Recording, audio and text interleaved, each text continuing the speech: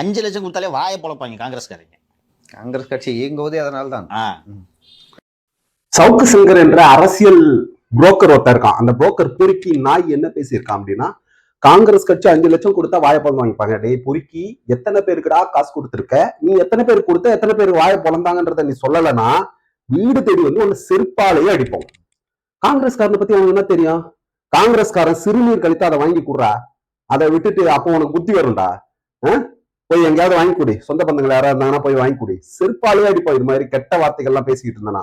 எந்த ஊர்ல காங்கிரஸ்காரன் கோர்ட்டுக்கு போற கட்சிக்காரங்க நிறைய பேர் இருப்பாங்க, உணர்வுக்கு போற கட்சிக்காரங்க காங்கிரஸ்காரன் இருக்கும்.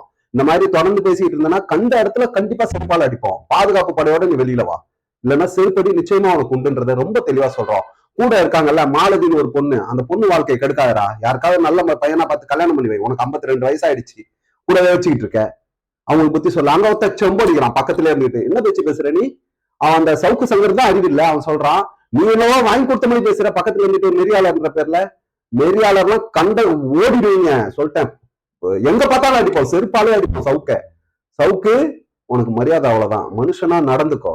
வாய் இருக்குன்றதுக்காக வாய் எடுத்துட்டு போயிட்டு கக்கூஸ்ல வைக்காத. கக்கூஸ்ல வச்சுக்கோ உன் வாய. காங்கிரஸ்காரங்கிட்ட வச்சுக்காத, செருப்பு பிஞ்சிரும்.